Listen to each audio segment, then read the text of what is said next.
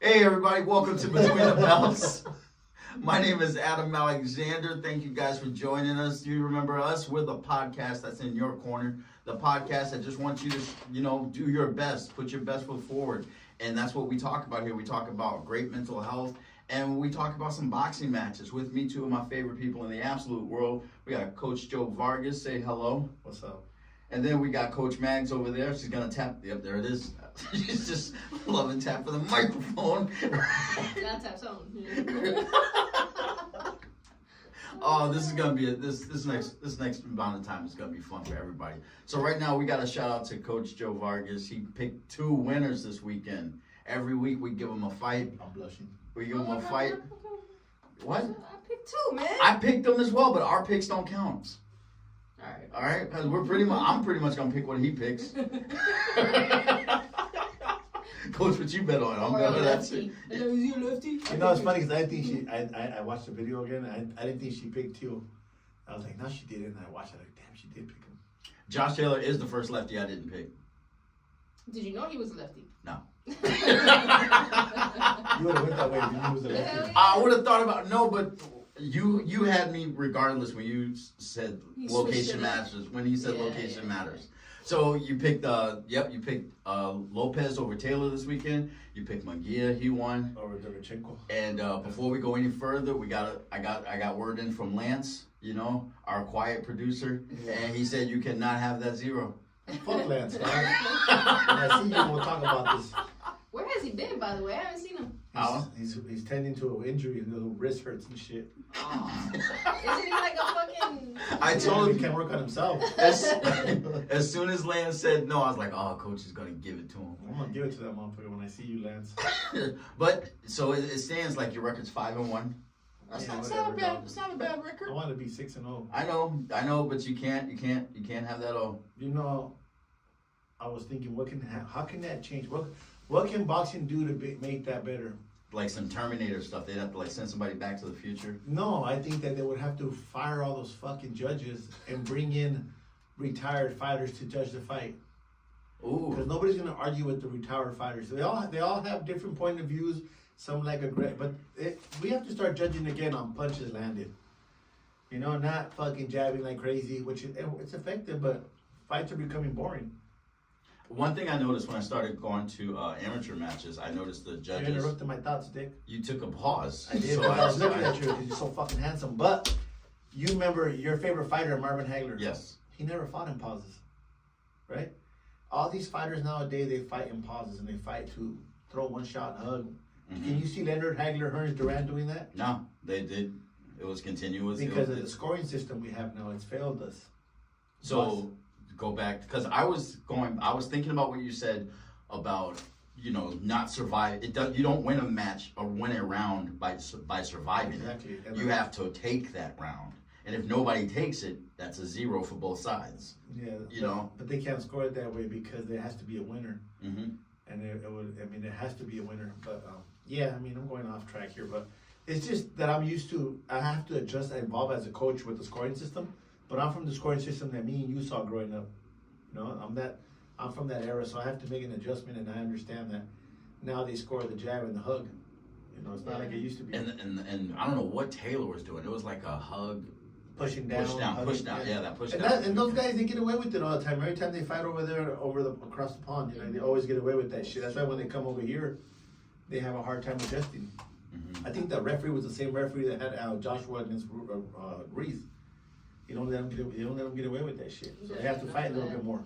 I love that referee. Yeah, he's good. He's fun to watch. And referee the Canelo one too.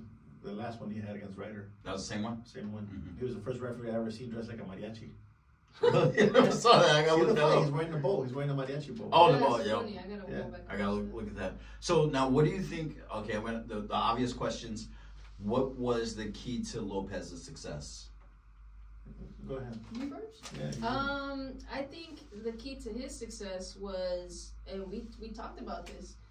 So I'll revert to real quick background. The podcast where you asked me what his boxing skill wise, who was gonna win, I said if he gets over a certain plateau that he has, he's gonna be able to win the fight. Now, I watched this interview he did with Sean Porter on the Porterway podcast, and he spoke on what happened before the fight, a realization that him and his father had. He said, hey, I just had to go back to who I am. You know what I'm saying? So he went back to who his roots, man. He is an unorthodox, explosive fighter, creative. I can't think of, and I mentioned this, I was like, he's one of my favorite fighters to watch, if not probably my favorite to watch, especially when he was coming up before his run at 135.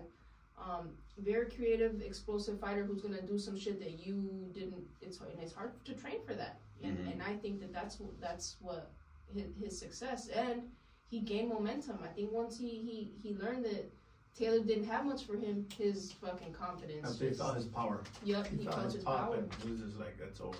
He felt Lopez felt Taylor's power. Yeah. Okay. Yeah. Because Taylor came out very aggressive in the first 2 rounds. Mm-hmm. I think he was imposing his size because he's a bigger man, taller guy, fought at a heavier weight, and I think he was going to try to impose himself on him for the first 2-3 rounds. But you saw it shifting, and then from the 4th on, he just took over. Yeah. And I think, like me personally, I think Taylor won the 1st and 3rd round.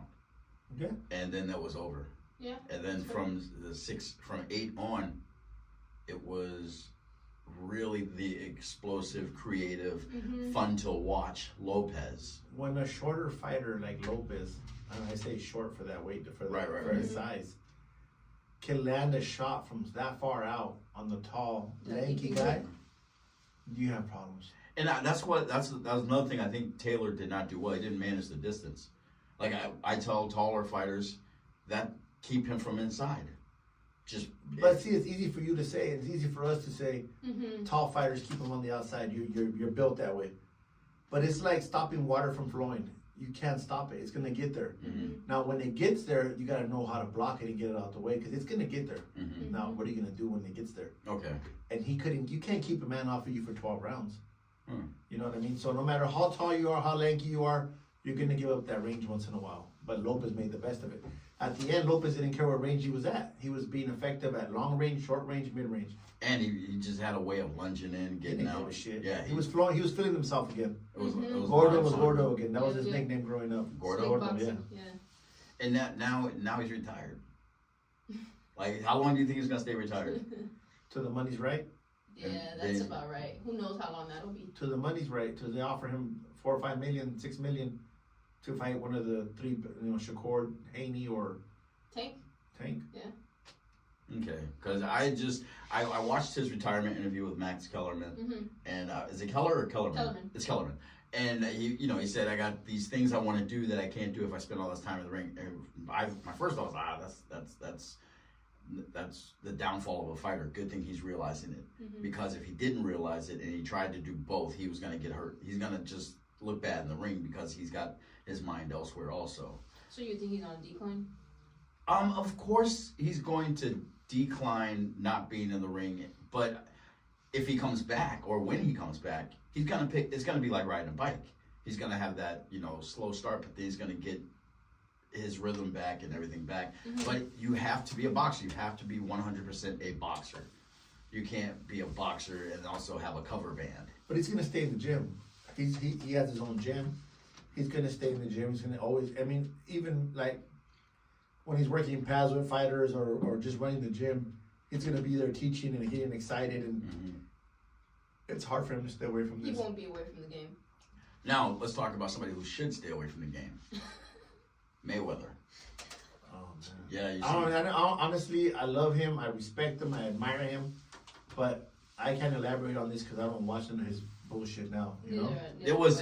So I don't watch it. I don't like watching even like those kind of fights that are just. And that's those are good for him. That's good for him, not the sport.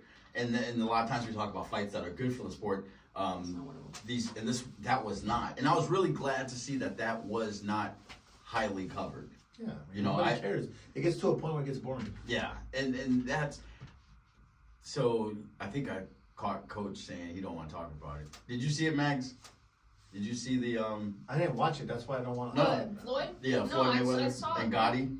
I saw a quick clip of a brawl happening right after the fight. The stoppage was a little strange to me. I don't know what. He stopped it because they wouldn't stop talking smack to each other. So it's like the ref. It was Kenny Bayless. Oh, no wonder. It was like he was just like, okay, fine. This isn't. He like it was like he said, this isn't a boxing match. I'm calling it. Yeah, that's what it looked like. He was frustrated. Like, I'm done with this shit. Yeah, that's kind of like what. He wasn't saving anybody's life. He wasn't.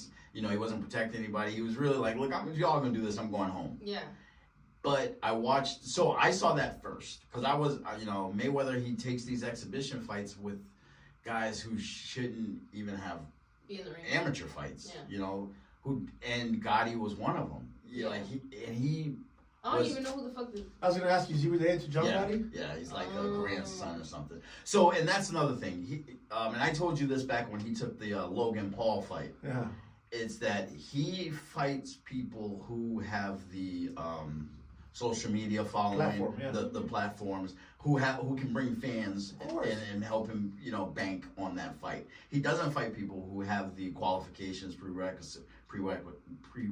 It's another word. Prerequisites to fight. So he's never pulled numbers, Mayweather.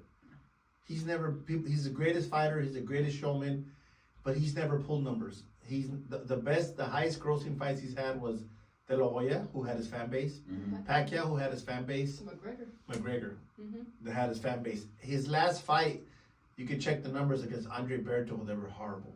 And that's why that's his last boxing fight. That's why these two, like when you watch the fight at Madison Square Garden, so you can see fans, stands. It was just rows all up in there. They kind of had it blacked out in the Mayweather fight, so you can only see so far before you just like looking at emptiness. Yeah. So they didn't really fill it. People can only watch that shit so much, man. Yo. The other fight you called the winner on Munguia. Mm-hmm. Did you watch that one? Yeah, I watched that. I watched the highlights because I was watching. I practice. I was watching Lopez. So they fought around like almost at the same time. Yeah. If I remember correctly, Munguia was ahead when Lopez started. And I was watching it to Lopez started because I had more interest in watching Lopez and Taylor.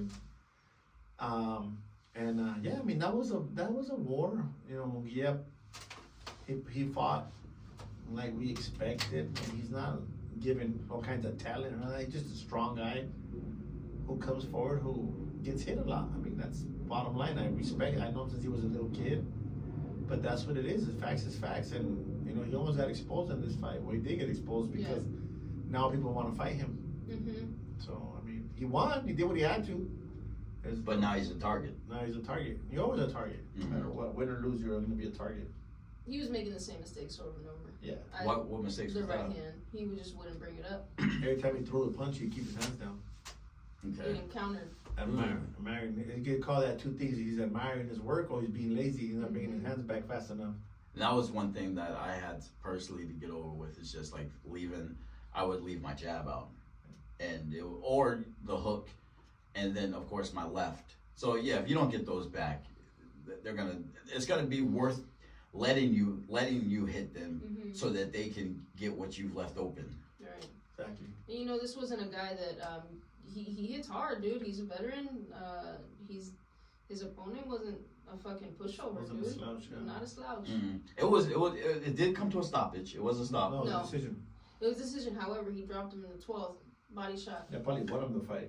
It would have been a draw if he would have lost. Mm-hmm. I'm trying to think. Why did I think? I'll have to go back and look and see what I saw. He got an 8 count.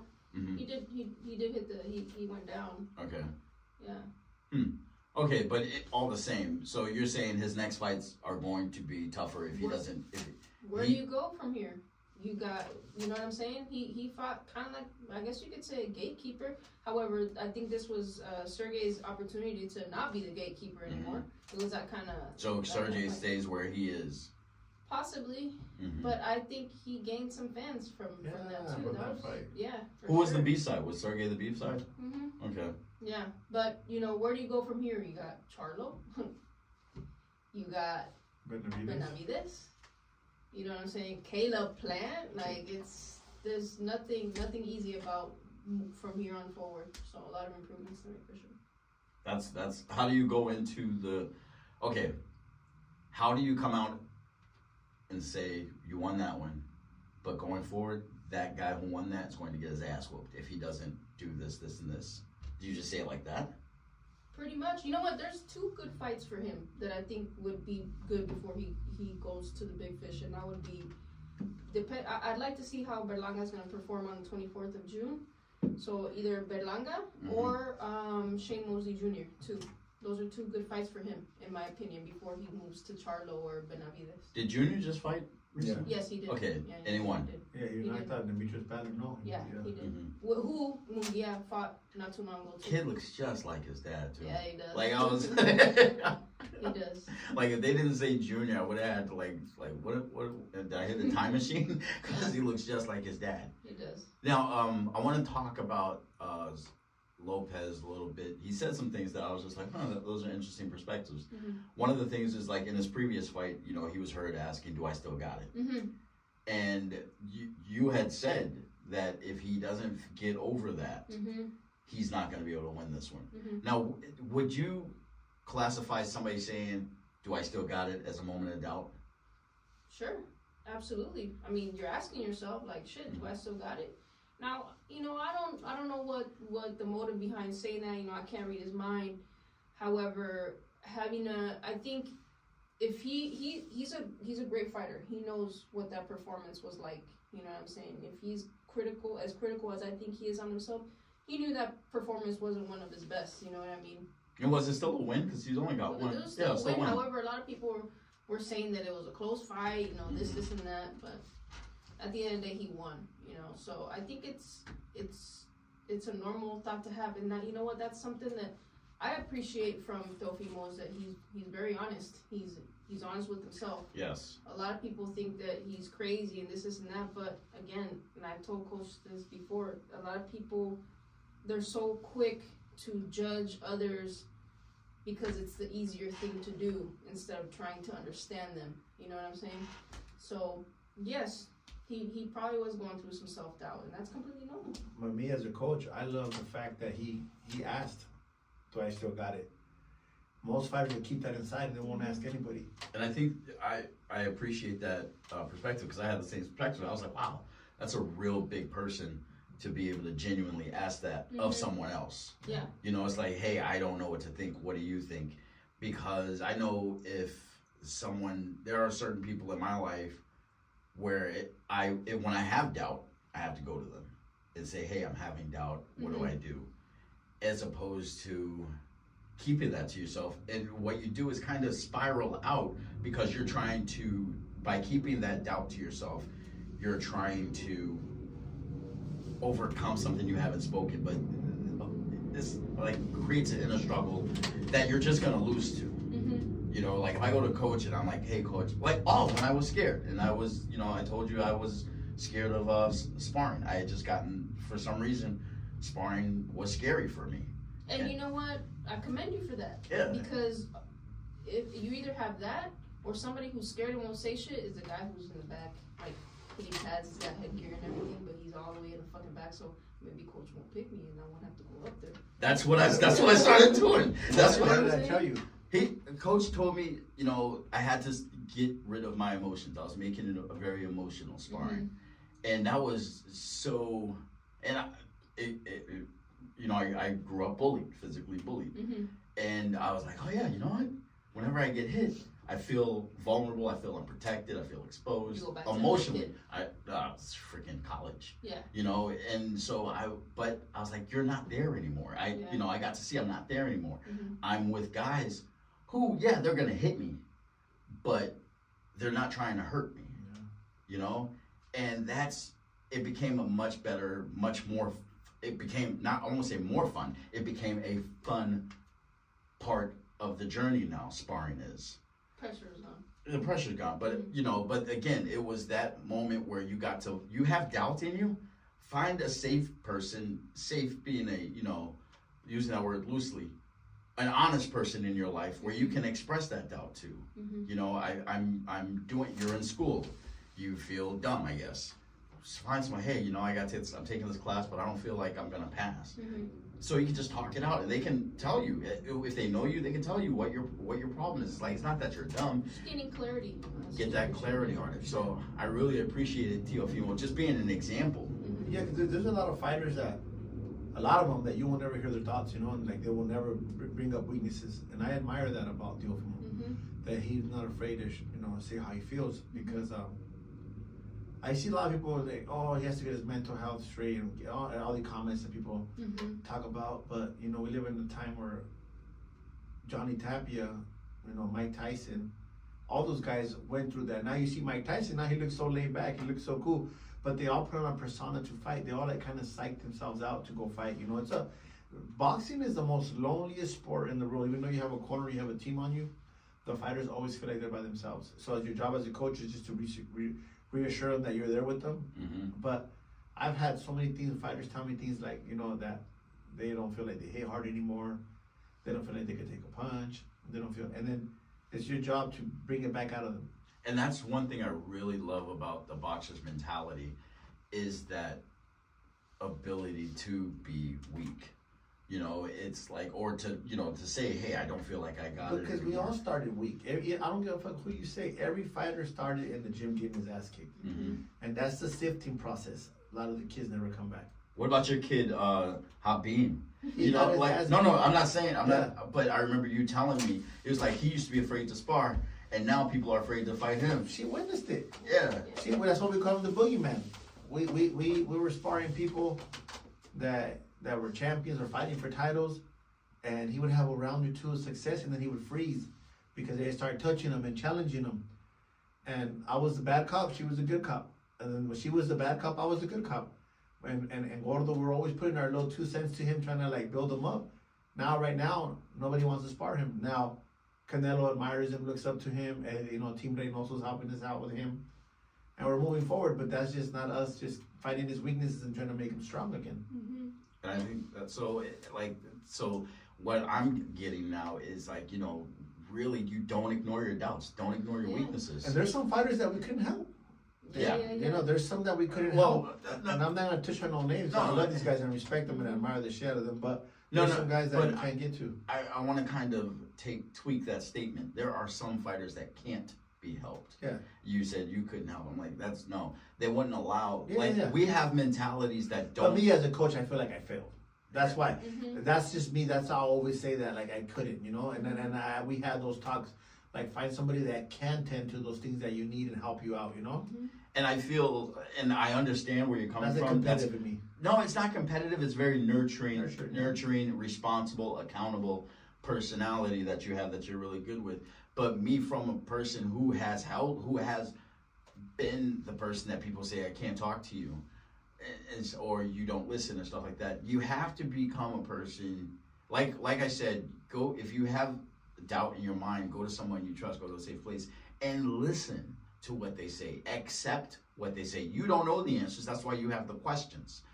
And if you don't, and you keep trying to do the same thing over and over, that you're failing at, the thing that's scaring you, then you can't be helped. You're wasting their time, and they're going to see it. They're going to be like, I'm not going to waste my time with this because he can't be helped. So that it's really, to get help, it's on you to allow someone to help you. Yeah. I'd actually like to offer a different perspective. About questions and answers. Okay. I think we all have the answers. We just aren't asking the right questions. You know what I'm saying? And bottom line, confidence. You're not born with it. Nobody is born with confidence. That shit is built up. It's nurtured. It's whatever. But you're not born with it. That reminds me. I'm always talking about like how close you and I are, but Maggie and I are real close too, because when she joined the gym and we were working together, we started chatting, and she was like, I'm going to National University. I was like, what are you studying? She's like, sports psychology. Next thing out of my mouth was, I don't have any confidence. Can you help me? And word up, she did. She just with our friendship and just with growing, she really helped me become more and more confident. And I point that out now just to say, yeah, we aren't born with confidence. A lot of people are like, well, I'm not as confident as that guy over there. Well, one, that guy is probably pretending to be confident. Don't never compare. You never know. Never compare. Oh, George Foreman, when I was a young buck, and George Foreman had his 40-year-old man fight where he wouldn't sit. You remember that? Yeah.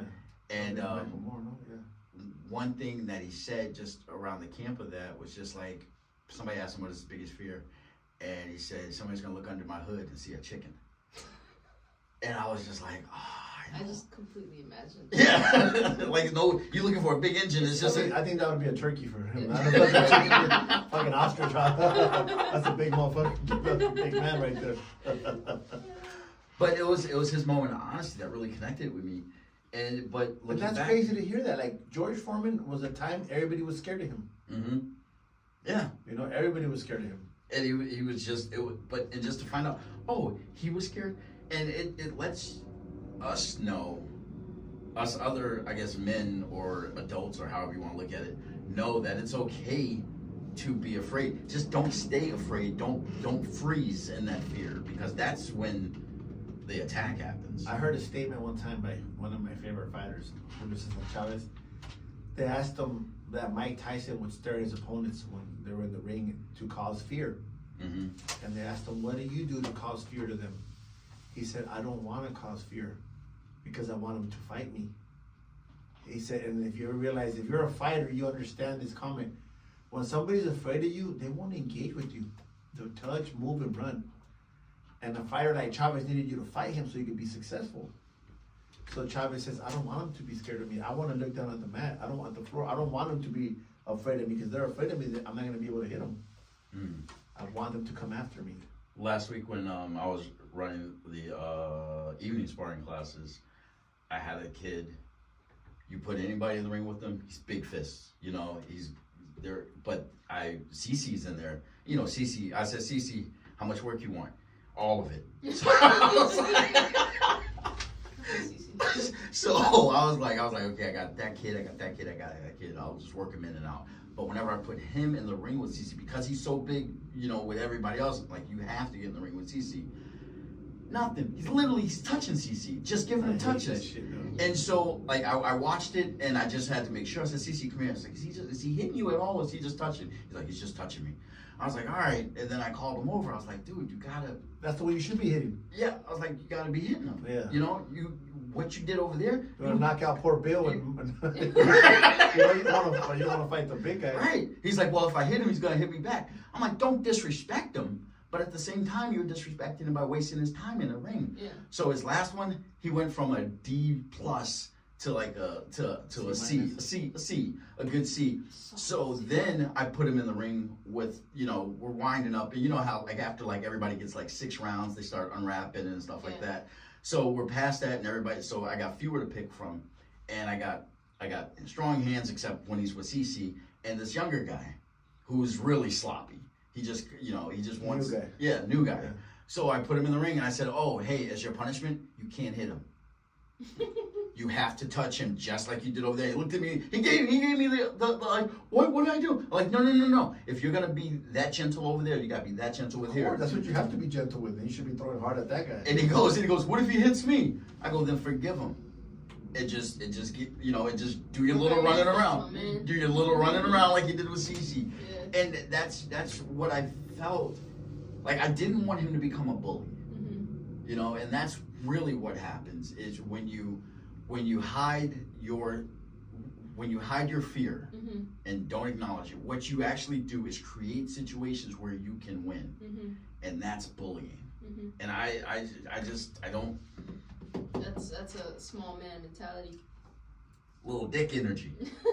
Like, you can't have it. You can't do it. You know, and you can't do it and grow. Yeah. You can't do it and be respected, because when you ask around. And you talk, you know, you ask the other teammates about, like, hey, you know, what do you think of that guy, that bully over there? Yeah. They're like, fuck that guy.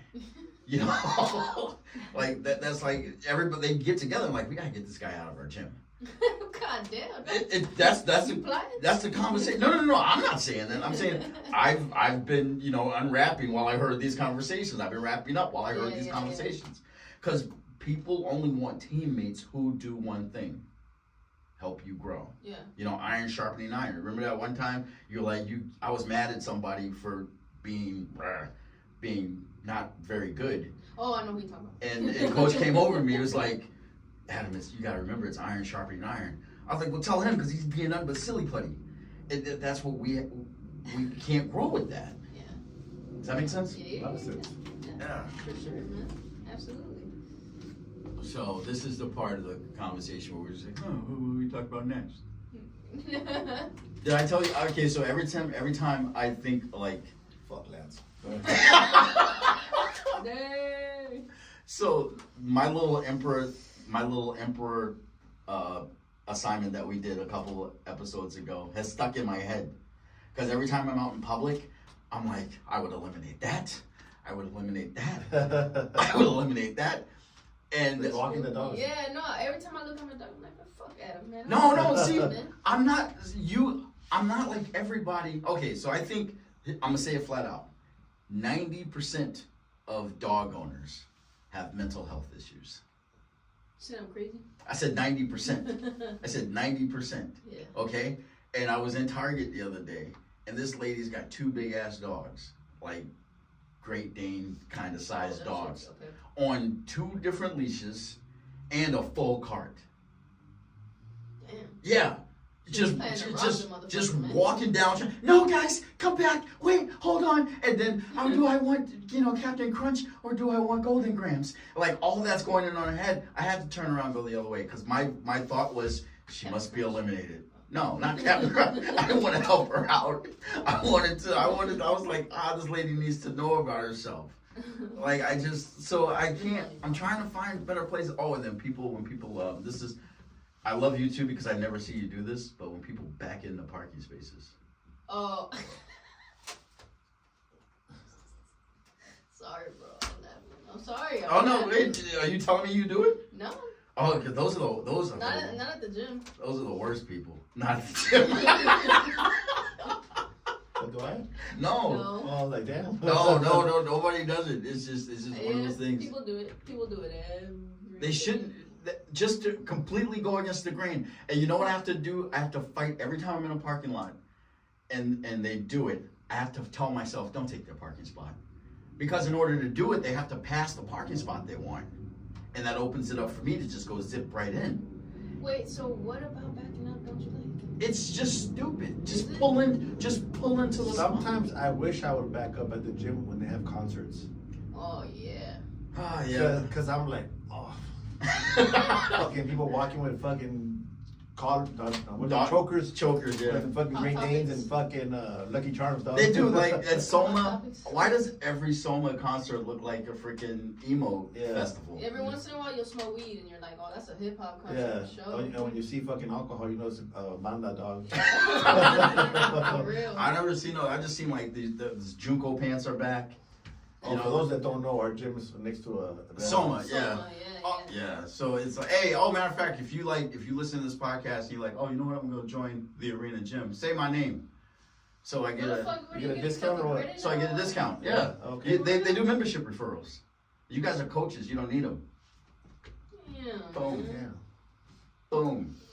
Adam Alexander, the peaceful Jedi. They'll be like, okay, and then I'll get a. You gotta say it like that. All that shit. Yeah. Say something. The black guy, that one. I'll Black Adam. Duck will know who you're talking about. You know Adam. Look at him, Black Adam. Oh, okay. All right. You won't get it, but so that's what goes through my mind during the week. What do you guys have any like fun thoughts during the week where you're just like? I'm always having fun. You see Coach's narco pics? Yeah. Coach, explain the narco pics. It's just a weekend in Mexico, dog. What kind of gun were you holding? A 240. A 240? Yeah. That did you? Oh, of course you fired it. Of course. That's insane. I was like, wow. Then you had your 9mm, a couple 9s. We had some more stuff we didn't post because we can't post it, but. Yeah. We had some stuff we didn't post. We can't post it. Yeah. That sounds sketch as fuck. But TJ. Ranching, dog. Ranching life. Yo, my son Jelani, when I go visit him in Vegas, we go out into the desert. Yeah. They have a whole different set of gun laws. Yeah. I never knew that. Like, and his whole family is like guns. He's got this one uncle, and it was my first time going out there. His uncle shows up just dressed like SWAT. So I was like, oh, okay, this guy must work for SWAT. No, he just went to the store. Crazy out there in Vegas, huh? It is crazy. But and then we just drove out to the desert, pulled over, and just started shooting at washing machines. Oh, we went paintballing on Saturday. I saw that. And these kids were talking all kinds of shit, how they're gonna get me out and they're gonna shoot me and light me up. And I shot, I think, Kevin 7 times in one game, and he didn't want to get out. In one game, I took out my son, Miguel, and somebody else. I forgot the other one. And I was playing in shorts and a shirt, and they were like, everybody out there is wearing camo, fucking all kinds of shit. I feel like that because it keeps me more alert. Last time I played, is it kind of like sparring with no mouthpiece? Yeah. You gotta think about it. You gotta make yeah. That's why I don't wear a mouthpiece. Yep. No, it keeps you more alert. I get it. That's ridiculous. So, but one time, the last time I went paintballing, I had on just a long sleeve t-shirt and just the welts. Next time I was like, I'm wearing 4 sweatshirts. There is no, and I'm gonna be comfortable and probably get shot up a lot. I don't care. But paintballs hurt. Yeah, especially when you freeze them. I'm about to say people freeze them, man. Why? It's like a bullet hitting you. Yeah, but ouch! That's like some malicious. That's bad. Well, that's Mexico, though. That's Mexico. So in Mexico. As a matter of fact, I was telling the guys, hey, I'm not even playing with you guys. There's guys that are part of the cartel that go practice. Yes, you can tell right away who they are. You know how you can tell who they are? Oh. Because they'll pay for like 10, 15 people randomly. Oh, I thought they had like gold. No. They got the snakeskin No, boots. they actually play with real, like, normal guns. They don't have the highly sophisticated fucking paintball. They want to make it equal, so they play. And you can tell who they are because they kind of all wear the same shit. But they're very polite. Everything's all cartel guys are assholes. No, they're the nicest guys. They're the nicest guys, man. I really did. I'm serious. I met a lot of them, so they're fucking super cool. They actually love the sport, so when they see boxers, they go all out for them, you know? So when they're out there practicing all the time, I'm polite with all of them. I'm polite to everybody. It doesn't matter who the fuck they are, nice, rich, poor, whatever. You never know in this world, you know? But cartel, I think you want to be extra nice. Not extra nice, because they think you're kissing their ass, too. No, but shy of that. Like, I always imagine it like, you know, like the school shooter. Like, you want to give him a Snickers bar every now and then. If you knew who he was. Yeah. You never know what. Yeah, not anymore. They're pretty much all over the place, much like the episode of the podcast. So, and Matt, who we got fighting this week? We got to give Coach We got Regis Prograis, champ at 140, who is in the same division that Teofimo just fought. Fighting Danielito Soria, Puerto Rican fighter. He's about, I think, 17-1 if I'm not mistaken. Oh, while you look for it, I want to talk about one thing I noticed in the Lopez fight that I really didn't think was real. 17-1. That double guard up here move you made. That's George Foreman. You brought it up. That Foreman used to do that? Foreman did that shit. Okay, because I saw it in Creed. I think it goes back to Sonny Liston, but George Foreman made it popular again. But Sonny Liston used to use it too. Because I did not know that. Yeah. Because I saw it in the movie Creed 3. I did not like that movie. This podcast might get a little hate for me saying that out loud because I've gotten a little hate for saying that out loud elsewhere. But I thought the movie, the only thing I liked about the movie was Jonathan Major's character's walkout on the last fight. Like, I thought that was the dopest walkout I've ever seen. But then everything after that, I was like, oh, that's garbage. And especially when he did the fight scene, and he would just go like this and leave everything down there exposed. I was like, what is he doing? Like, I don't even get it. And I saw Teofimo do it. I was like, oh, wait, is that a thing? Right? So it was like one less reason. So I was like, oh, okay, well, there's one less reason I don't like Creed 3. Yeah. But still a pile more reasons. But stuff like that. So now, did you get the fights up? Yeah. That one's easy, bro. I mean, I want to see Daniel win, but I don't want to see him win. I just want to. I think he's gonna lose. It'll be in Nolans. But I got Regis. I got Regis, man. Regis is good. Regis had a close fight with. Does it say where they're fighting on? Oh, shout the out. zone. It'll be on the zone. It'll be on the zone. Yeah. Shout out for ESPN showing some free fights every now and then. I like this. Oh, week. you're talking about how it wasn't pay-per-view? Yes. It should have been pay-per-view, in my opinion. I think it would have been better than Haney Loma. Yes, definitely. And More again, exciting. thank you ESPN for not thinking like that person over there. Hey, man. No, but it's worthy of him getting paid. I mean, he fought a guy who was the pound for pound undisputed fighter for years. Like, and His resume. And he beat him easy. Hands down. His last 6 fights, Sorry to interrupt. 100 and something. 133-0. And that's the thing. I have to go back and look at a lot of Taylor's fights. He hadn't seen many of them. That's why This is the first, because that. I've been watching Tio. I mean, I didn't. So I'm watching him fight. I've seen Lopez fight before. Yeah. And I'm watching him fight Taylor, and because of his reputation and what Coach says, I'm like, okay, this is not the person Coach said would win if they were fighting across the pond. Mm-hmm. So I was like, but had I not known anything, I'd be like, how is this guy undefeated? How, I would have questioned a lot about that boxer, but because of his reputation, I was just like, okay, he's having a bad night. Mm-hmm. That's the thing. So who's the fight that we got Coach picking? Regis Prograis against Zorrilla. Daniel Zorrilla. And one's Puerto Rican? Yep, Danielito Zorrilla is Puerto Rican. Regis is Cuban, no? Regis is American he's Cuban. Creole. Creole? Yeah. From Louisiana. Oh. Creole, that's American. I might have to go with the American. He's gonna win. The American's gonna win? Yeah, I called Regis. it. I got Regis. I called it. Coach got Regis too. We all got Regis. Are there any other fighters out of Louisiana? You know what? Wayne. He fights. That's the first thing that I thought of too, Lil Wayne. Lil See? Wayne from Louisiana, for real.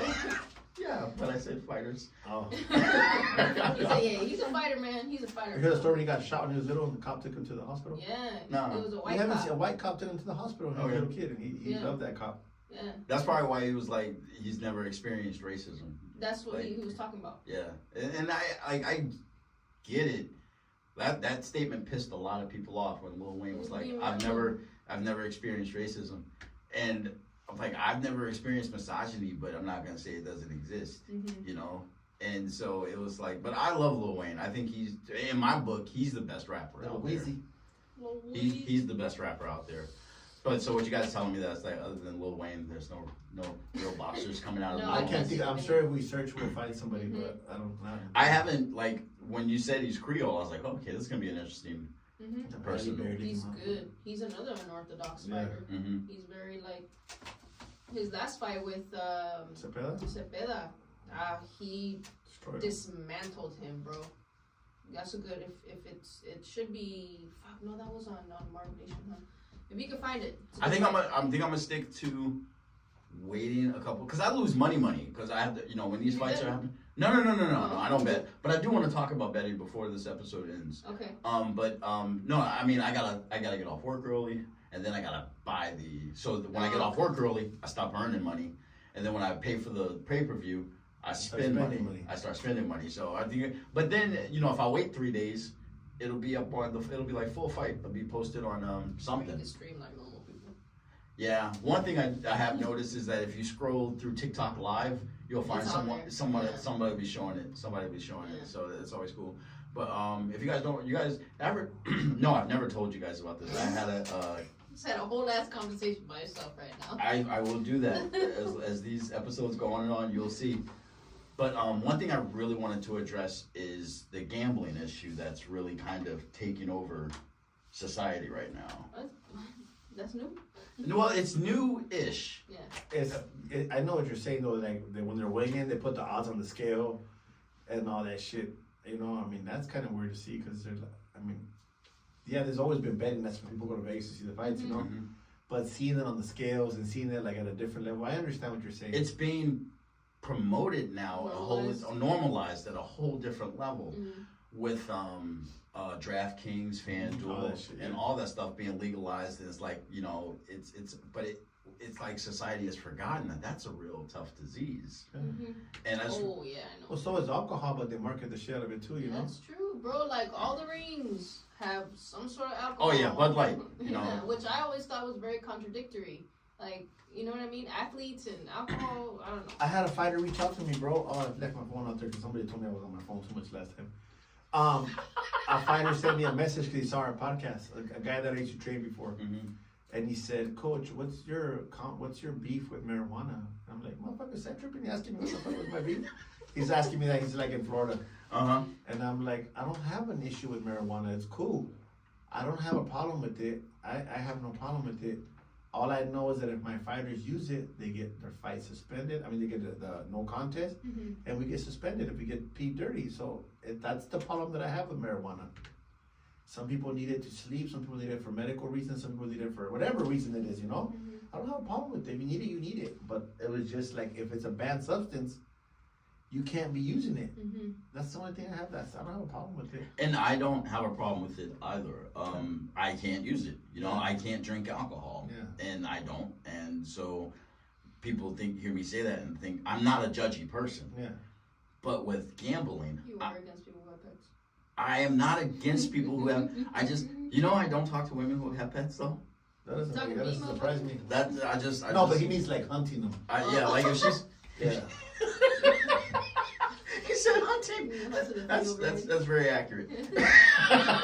Trying to court them. I don't, because it's like, I'm just like, oh, she's cute. Oh, she's walking a dog. God damn it. You know you're gonna have to walk that dog yourself one day. I don't want to compete for affection, and I don't want to have to. So you'll fuck around with grandmas, but you won't fuck around with the girl with the dog. She can have a whole bunch of kids. I don't care. Just a dog. Damn. But if she has, you know what? That's valid though. But she has one dog. Yeah, and that's fine. And you know, there'll be people out there who are just like, this is taking me away from the gambling thing. I'm gonna go back to it. But there'll be people out there who's like, oh, if he doesn't love my dog, he's gotta go. I'm like, that's why you don't need a dog. Hey, there's people out there like that, bro, for real. Yeah, it's like you have to. Nothing wrong with y'all, man. Like people who can leave their dogs home. Yeah. Awesome.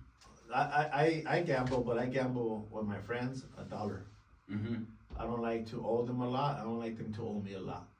As a matter of fact, that sounds like moderation. That I sounds want like to how share a everything. shout out to Jay, Hot Boxing Minute. What's up, Jay? He owes me money. Jay. How much? $1 whole. I don't want a payment plan. I want it all up front. You know what I mean? No, son, homie. Yeah. So he's actually he's very knowledgeable of the sport. Oh, absolutely. But I'm undefeated against him. Oh, really? Let's Yeah. go. Yeah, he Oh. can't do this. So see, you have your O there. You just don't have your O here. I'm not gonna talk about that anymore. I want to bury it in the past. Whatever. I got a loss. Whatever. No, but yeah, moderation with rules. I think but when you have the app, it's just a whole nother level when you have access to that. And me personally, gambling was the only vice I ever had that I got into a lot of trouble with. And then when I got out of it, I was like, walked away with it. I got, it was early, I want to say early 2000s, but we're still early 2000s. So it was around 2008, 2009. I got buried in just gambling. Why do most habits cost money? Oh, because there's no other thing worth making. You think picking apples is going to be a habit? Oh, running. That's not a habit. You still You gotta find the good habits. I watch the runners on TikTok. I follow a lot of runners on TikTok. And it is expensive because they're always like, just got a new pair of shoes. just got this new water bottle. Just got this new water bottle. No, So you ain't lying, but you're healthy. But you're healthy, and your mind's there. If you're drinking alcohol all the time, you're not gonna be healthy. True. You know, And if you're smoking gambling all the time, you're not gonna be healthy. And if you're gambling, you're not going to be able to become a runner because that costs money. And that's financial hurting. And one thing I realized with gambling is that it's a very. I just want to say Fuck this. Gambling, man. This last point because my heart goes out to people who are stuck in there because, like I said, my wife has an uncle who lost everything. Yep, I had no. He lost his home. He lost everything. He was financially set, and he lost everything. He lives in a back house. Because I have a mentor of mine, man. That's a deep hole, deep. And that's the one you don't see coming. You know. This is the point right here. You don't see it coming because it's such a lonely addiction. With drinking, with alcohol, with weed, all the other addictions, you kind of have a partner in crime, or you have people who see you doing that because, I mean, coke addicts. Yeah, you get together, you're like, we're not going to smoke no more, dog. But you don't say, we're not going to gamble no more, you know? And then my last beer. Yeah, people will intervene to alcoholics or drug addicts, but gambling addicts hide it. And it's always until too late. It's always until it's gone. Whatever they have is gone. And they're God forbid, homeless or lose everything.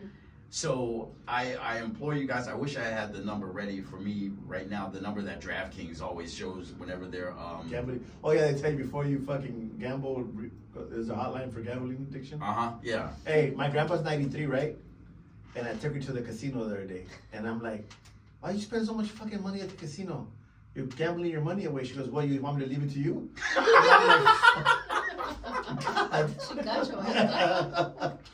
So it's very simple. It's 1-800-GAMBLER.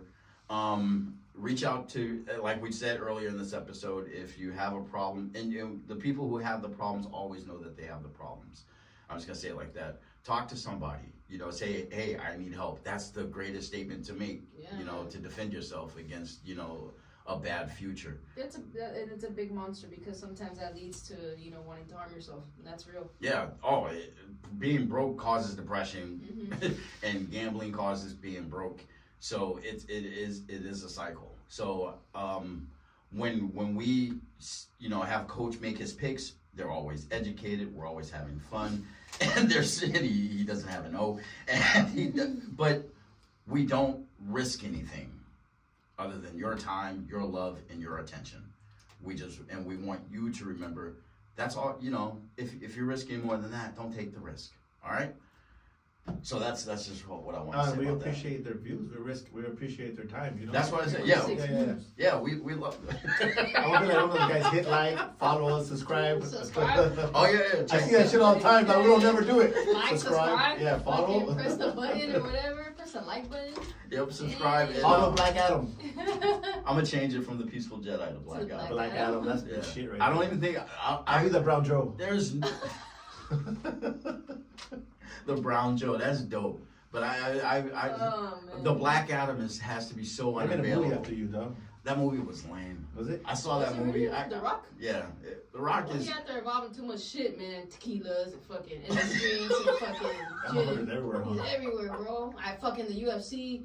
Got his shoes everywhere. Can you smell what The Rock is cooking? Yes, because you cooking everything. Cooks everything. You don't get out the fucking kitchen, dog. God damn. All right, well, we're going to wrap this episode up now. You guys are absolutely awesome. I love these two so much. It's ridiculous.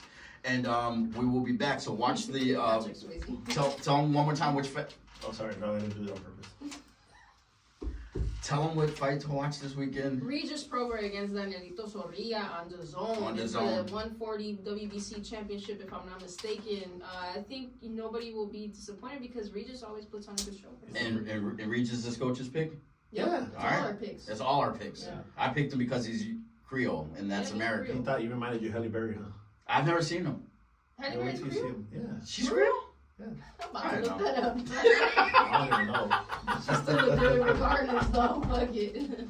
This has been a lot of fun. You guys have been awesome. So please tell your friends about us. Like, follow, subscribe. And Oh, you do say it. I just said it right then. I never seen it before. That's new. It's new. It's just Follow us, motherfuckers. Yeah, woo! Bye. Watch how quick they leave. Peace. You don't like